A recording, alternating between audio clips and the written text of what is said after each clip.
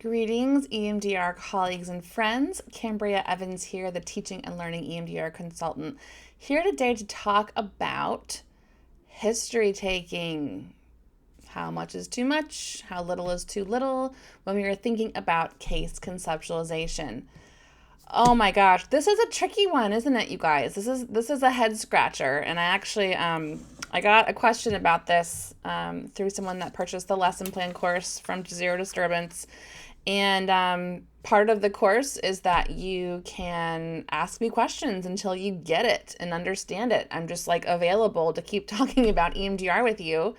And so this clinician asked me a really important question that I wanted to share with all of you. So she says, one area I am struggling to make sense of is history taking. Can I get an amen on that? Oh my gosh, it's not easy. In my training, I was taught to do a full history, and y'all, she means full, listen to this. Family, parents, attachment, development, relationships, peers, school, significant incidents, etc. Now I'm realizing that one issue with this is that we make assumptions about what causes what. Right on. For example, so dad died, so is that why the person feels powerless or not? Or did they process the death of their father just fine and it was really just because mom didn't give them enough autonomy when they were young? Look at us making stuff up that we don't know about anything. We just make stuff up, right? Good noticing. Okay, so my question is, do you complete a full clinical intake interview to learn about the client for case conceptualization and for target setting? A full clinical intake interview, okay? Or do you, as the Adajong paper I shared with her in the course talked about, looking at presenting difficulties or core beliefs and then working back to targets and letting the relevant information show up over time. And then she says, I've seen online that some people do the briefest of history taking and they get straight into the work, and others do loads, including attachment interviews. Maybe it depends on the client. What a beautiful thing to think about. Let's think about it together, shall we? This is not easy. This is not easy. So when I was trained by Andrew Leeds' Sonoma Institute group back in, oh my gosh, what year is it? I was pregnant with my twins. So it was the beginning of 2016. It was like very thorough, right? And Dr. Leeds is known for being so thorough. Like I have like 3 binders of stuff from him. And at that time when I was first learning EMDR, I felt overwhelmed, honestly, by all the content and binders. But I felt like, oh, I know what to do because this is all in this binder. And like if I just follow the binder, then I'll be okay. If I do all these like, intake questions and history taking, like I'll know what to do. And it made me as a kind of like novice EMDR clinician feel like I was in control, like I knew what to do, like I had what I needed, what other positive cognitions. It made me feel like I could do EMDR because I had all these binders and all these questions.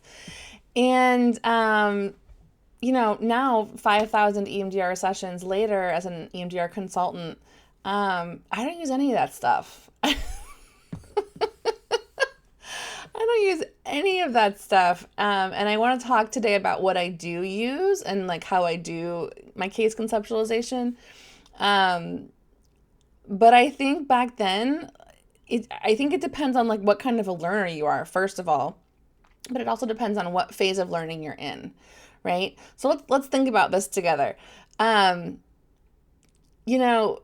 Over time, I have come to learn how to assess for things without doing assessments, if that makes sense, right?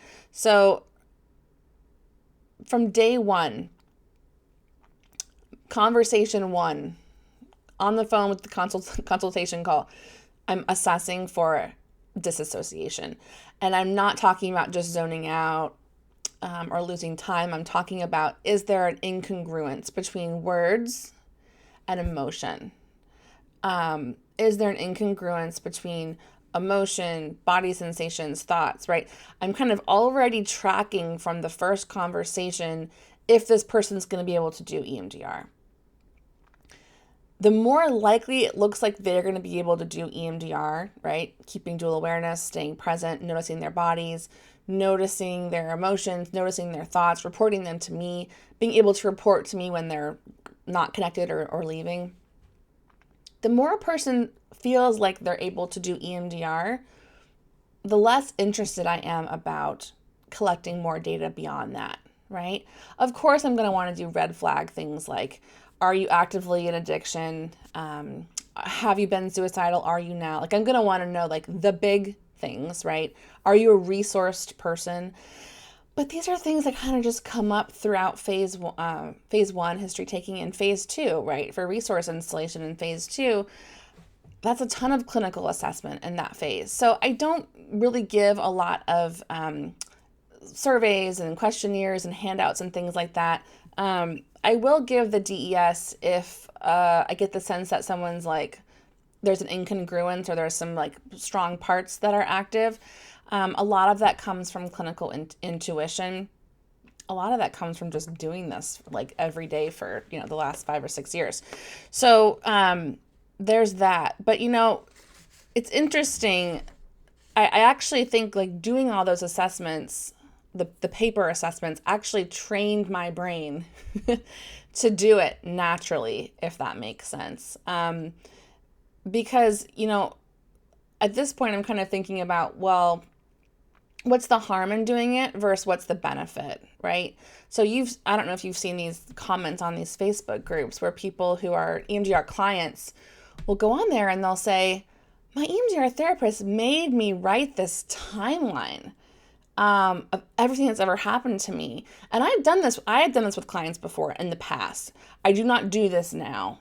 But for some clients, well, for most of my EMDR clients with, complex and relational trauma, that's really traumatizing. And that's a lot to look at a list of all of the hard stuff. And I've kind of decided at this point that doing that exercise feels like it has more harm than benefit. The harm, I think, is the overwhelm for the client and the traumatization of the client, because we're asking them to essentially activate parts of their brains thinking about these memories and then writing them down and seeing them. So we're just activating the crap out of them, basically, which I think is cruel. But the benefit is maybe this sense of like, we know where we're going. We know where the map is. But really, it's like a map of stuff. Like the examples in the question, we don't know that assault was interpreted as it's my fault, right? We know that it happened, but we don't know if it's now still disturbing and traumatic and needs to be processed. So my personal preference, really for every client that comes in, is I'm just, again, from minute one, assessing for dissociation, assessing, can they do EMDR? That's what they came here to do. They did not come to me to map out their entire life history. They came to me to do EMDR. And so that's really what I care about assessing and understanding. Honestly, for me, the content and the details of trauma doesn't matter. I can do an attachment assessment essentially by asking things like, what's important for me to know about you? Or what do you want me to know about you? Or help me understand a little bit about what you were like when you were a kid, right? If there's no mention of parents, I notice that, and I'll kind of ask some questions about that. And, how do you feel about how your parents raised you? Are you in connection with them now? But I don't do a lot of formal assessments and surveys.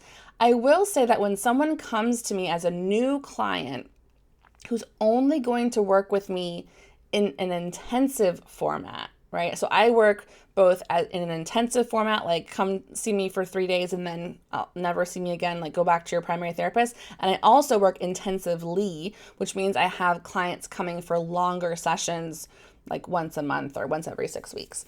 So for clients who I know I'm only going to see one time, I will do more formal assessment through my intensive client workbook that I've created. It's in the intensive design kit at Zero Disturbance.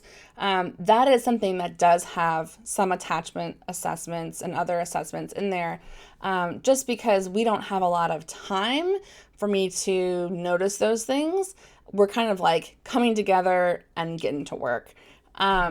But I don't do a ton. I don't do a ton of those. I think that some clients who want to come for a 3-day intensive, some of those clients like to fill those things out. They like to have the workbook and feel like they have something tangible to be able to see and take back to their primary therapist, as like a outcome or tangible product of our time together.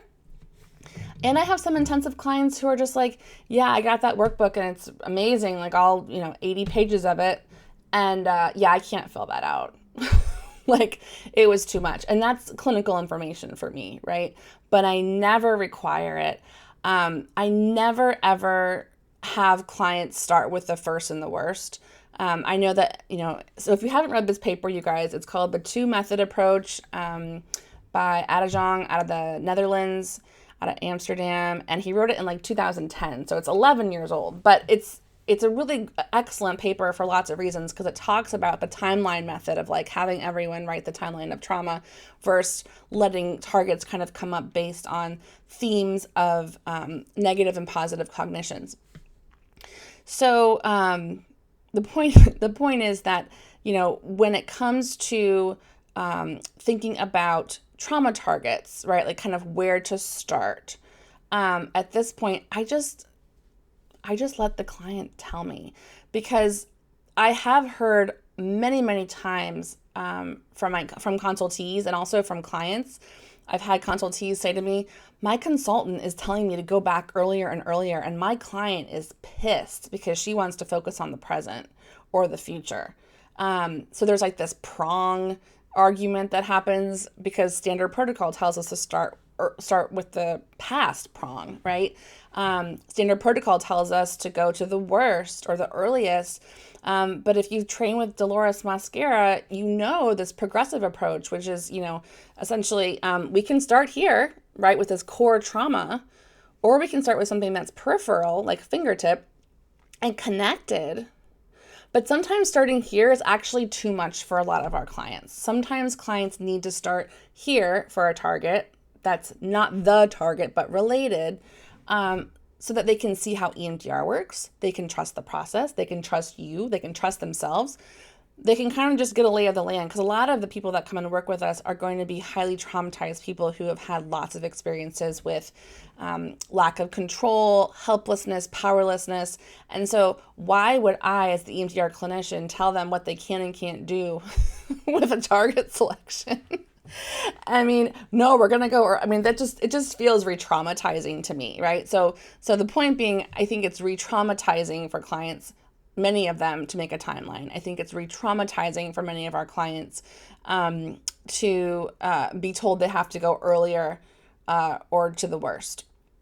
And quite frankly, I've made other videos about this. I feel like that approach, while, theoretically, scientifically is sound, it's very much based in a medical model that is outdated. When I was working at Stanford, we oftentimes taught medical students different courses about how to make choices with their patients. And we talk about this at Stanford Medical School still. They're probably still talking about it. They should be. How do you make choices with your patients? Like, are you a collaborator? Are you patient-centered? Are you listening to like what's important to them?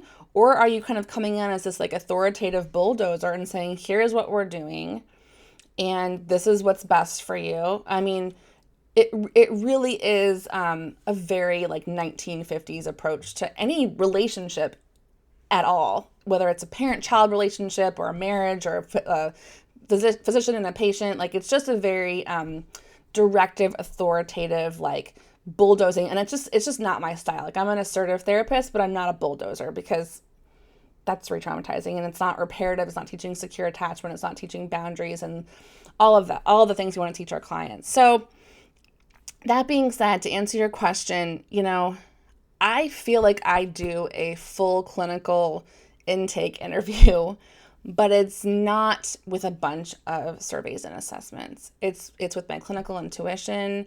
It's what the client wants to share with me, because information is shared over time. I mean, even when someone comes for a 3-day intensive, sometimes they don't tell me some stuff, and I'm okay with that. I really trust people's brains. Obviously, if there's like a high level of dissociation, that's a whole different conversation. That makes things a little complicated in terms of what we can do and what we can't do, because that impacts their ability to actually be able to do EMDR and keep dual awareness and keep awareness of their body, stay in their body, stay in their emotions, stay with their thoughts, report that to me. But people come to me because I am client-centered. That is one of my values. I'm creative. And really, it's as we come out of basic training and become more advanced, there needs to be more permission, I think, for EMDR clinicians to have their own set of values, their own integrity about how they want to practice their care. And some EMDR clinicians are like fine with saying, here's the rules and here's what we're doing. And some notice with their clients that doesn't work for them, right? So it's just a very personal choice about how you want to do history taking.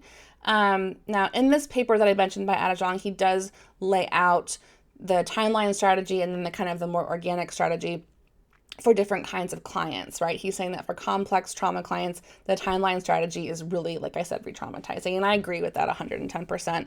I've made the mistake of doing that for those types of clients, and it just felt like it did more harm than good.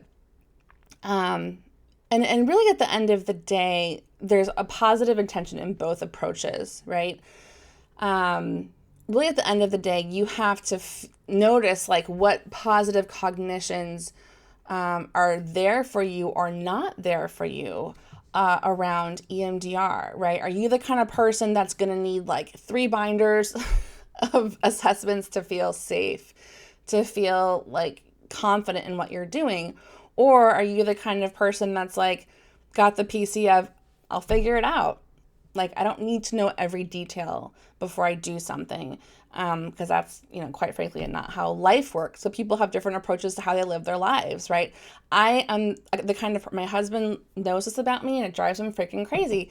I will get something and I don't read the instructions. I'm just like, well, I guess I'm going to figure this out. And if I get frustrated, I'm like, I kind of outsource it to him. Can you read these instructions for me? Which is interesting because that's kind of more how I practice clinically. And it's interesting because I do have this research background at Stanford of like reading lots of papers and writing lots of papers. So I know how to do those things, but at this point with my EMDR, I'm relying a lot on my clinical intuition. So again, this is depending on how comfortable you are with your intuition, how much experience you've had.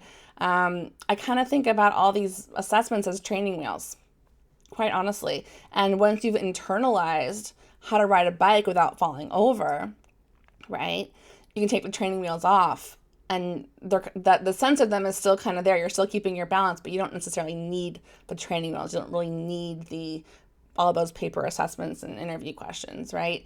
And if you fall over on the bike, because that happens sometimes with clients, we're like, whoa, didn't see that come in. It's like crash. We know we can get back up and dust ourselves off and try again. And that is modeling for ourselves and for the clients that we can figure things out. So I hope this feels helpful to you. You did ask me, does it depend on the client? And that is what Adajong talks about in his paper. I think it depends on the client, but I think it depends on the clinician. Depends on so many variables about you. So I hope that is something that can kind of marinate for you. If you have any other questions about history taking, case conceptualization, y'all know I love talking about this. I could talk about this all day long.